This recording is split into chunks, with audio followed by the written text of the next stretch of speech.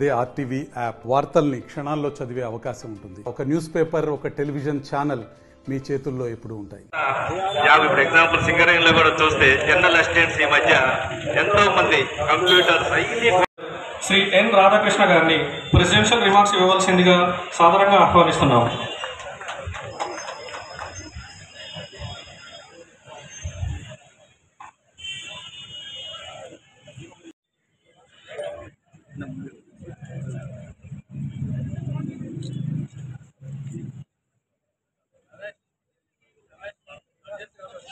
ఈరోజు Singareni college company limited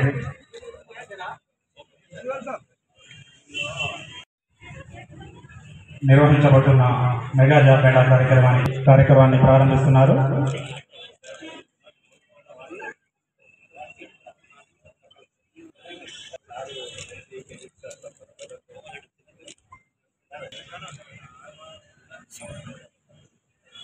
Happiest congratulations.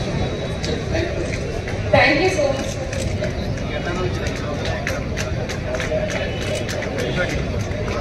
Sir.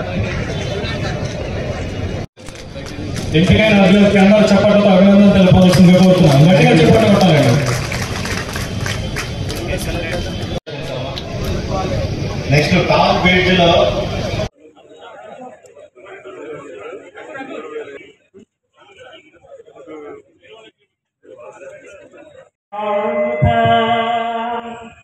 బుద్ధి ప్రదాత ఓ సింగరేణి మాత ప్రణమామ్యహం సింగరేణి మాత ప్రణమామ్యహం. తిరుపతి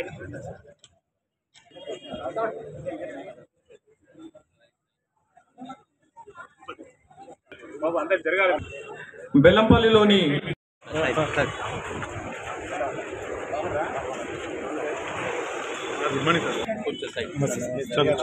జరగాలి సార్ కూర్చుంటారు సార్ రండి సార్.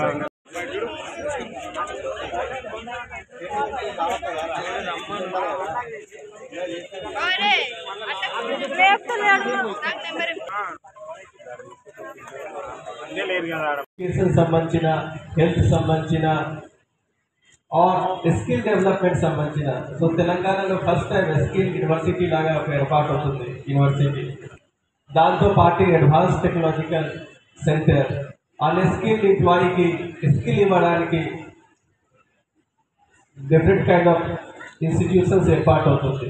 సేమ్గా టాస్క్ నుంచి నార్మల్గా కంప్యూటర్ కోర్స్ ఇచ్చేసి ఐటీ బీపీఓలో పని చేయడానికి కూడా కోర్సెస్ ఉన్నాయి. ఈ కోర్సెస్ అంటే ఎందుకు ఇస్తున్నారు అంటే జాబ్స్ కంపెనీ తోటి అడిగితే దాంట్లో చాలా వేకెన్సీ ఉంటుంది. పబ్లిక్లో చాలా మంది చెప్తారు సార్ జాబ్ దొరకడం లేదు. సో ప్రాబ్లమ్స్ ఎక్కడ ఉంటుంది అంటే one is commitment, other skill set. Commitment ఉంటుంది అంటే స్కిల్ సెట్ నేర్చుకుంటారు. చాలా ఆపర్చునిటీ ఉన్నాయి, గవర్నమెంట్ నుంచి కూడా చాలా ఎఫర్ట్స్ ఉన్నాయి.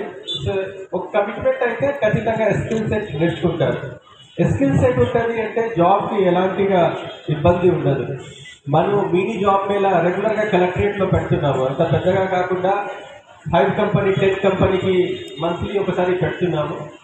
చాలామంది మా దగ్గర క్రియేట్ అయ్యి సెలెక్ట్ అవుతున్నారు. కొంతమంది కంటిన్యూ చేస్తున్నారు, కొంతమంది డిస్కంటిన్యూ చేసి వచ్చేస్తున్నారు జాబ్ వచ్చిన తర్వాత కూడా. మళ్ళీ చెప్తున్నాను, ఈ ప్రైవేట్ సెక్టర్లో ఇనీషియల్గా శాలరీ తక్కువ ఉంటుంది, తర్వాత శాలరీ ఇంక్రీజ్ అవుతుంది. గవర్నమెంట్ ప్రైవేట్ సెక్టర్లో కొంచెం డిఫరెన్స్ ఉంటుంది. గవర్నమెంట్లో ఇనీషియల్ శాలరీ ఎక్కువ అవుతుంది, తర్వాత ఇంక్రీజ్ సేమ్గా అందరికీ ఉంటుంది. ఒక సోషలిస్టిక్ వ్యవస్థ ఉంది గవర్నమెంట్ సెక్టర్. ప్రైవేట్ సెక్టర్ అంటే ఒక మార్కెట్ డ్రివెన్ ఉంటుంది. సో ఫస్ట్ 2-3 ఇయర్స్ మీరు స్కిల్ నేర్చుకుంటారు. ఆ టైంకి ఏ కంపెనీ ఎక్కువ పే చేయరు. ఎందుకు మీకు పట్టుకొని ఉంటారు, అట్లా ఎలాంటిగా క్లాజ్ లేవు. మీతోటి పని తీసుకుంటారు, మీరు స్కిల్ నేర్చుకుంటారు, మళ్ళీ మీ కంపెనీ చేంజ్ చేస్తారు. So they invest heavily in the initial years. ఆ టైంలో ఇన్వెస్ట్ చేస్తారు, మీరు స్కిల్ నేర్చుకుంటారు. తర్వాత ఖచ్చితంగా కంపెనీ చేంజ్ అవుతుంది, వాళ్ళకి జీతం ఎక్కడ ఎక్కువ వస్తుంది ఆ ప్లేస్కి వెళ్ళిపోతారు. ఆ ఆలోచనతో ఇనిషియల్గా అన్ని ప్రైవేట్ కంపెనీలో జీతం తక్కువ ఉంటుంది. కానీ ఆ టైంలో ఎవరైనా కష్టపడి ఉంటారంటే వాళ్ళకి తర్వాత ఎస్పీ వచ్చిన తర్వాత ఒక మేనేజరియల్ రోల్లో, సూపర్వైజరీ రోల్లో ఆర్ మిడిల్ మేనేజ్మెంట్ లెవెల్లో వస్తే ఒక ఎక్కువ జీతం ఏమైనా చెప్తున్నారు కదా, ప్రైవేట్ సెక్టర్లో జీతం చాలా ఎక్కువ ఉండాలి, ఆ స్టేజ్కి రీచ్ అవుతారు. అది ఒకటి టైం వేస్ట్, జనాలను బాధ పెట్టాయి.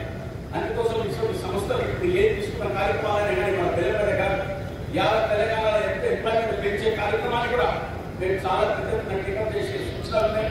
ఇప్పుడు నా తమ్ముడు వస్తువులు డ్రమ్స్ పెట్టే మేమందరం కలిసి జనాలకు ప్రోగ్రెసివ్ థింకింగ్ ప్రాసెస్ పెట్టే మా కార్యక్రమం. అందుకోసం మా ఉన్న అంబేద్కర్ కాలేజ్లో ఇలా చేస్తే 150,000 మందికి ఫ్రీ ఎడ్యుకేషన్ ఇచ్చింది. ఎందుకు? జనాలలో ఉన్న గ్రోత్ రావాలి. Education is worship. ఎడ్యుకేషన్ లేకపోతే ఎవరికి ముఖం చూడరు, మాట్లాడిక చాట కాకపోతే నీ అంత వేస్ట్లో ఎవరు లేరు. ఇది డాక్టర్ అంబేద్కర్ గారు చెప్పిన గురించి.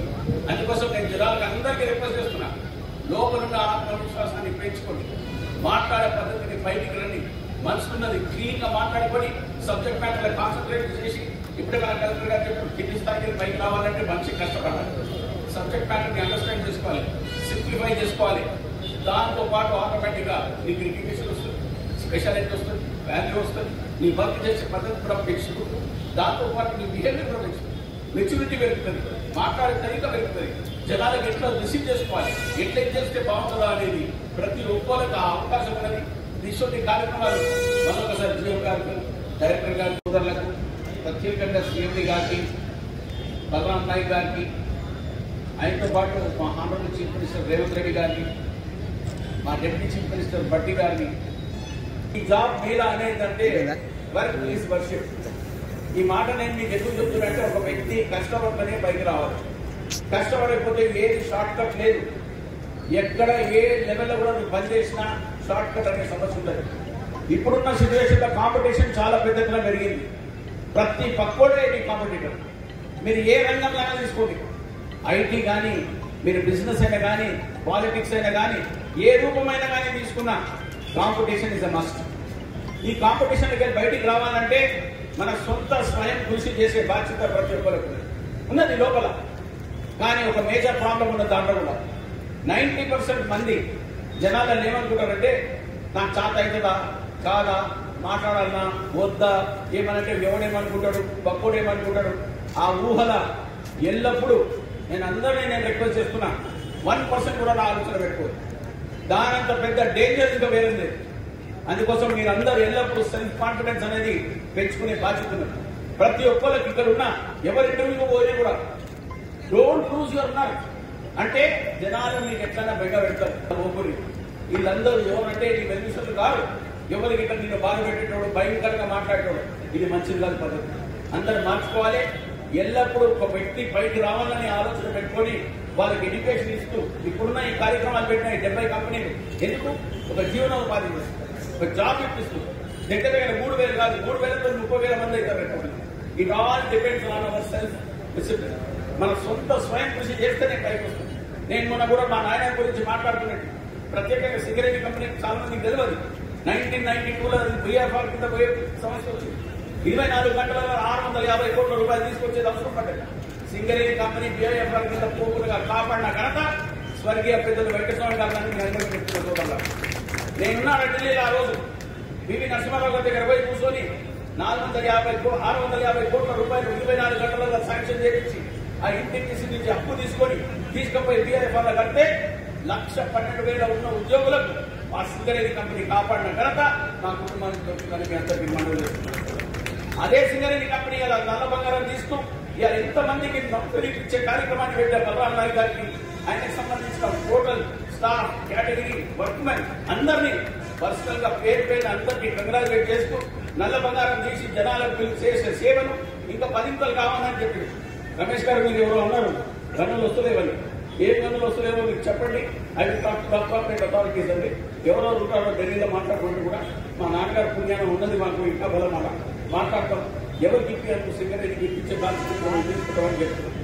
ఇవన్నీ మీకు ఎందుకు చెప్తున్నట్టే, గ్రోత్ ఈజ్ వర్షిప్. ఒక మనిషి పైకి రావాలంటే ఫస్ట్ ఉన్న ఈర్ష్యను గగలబడేది.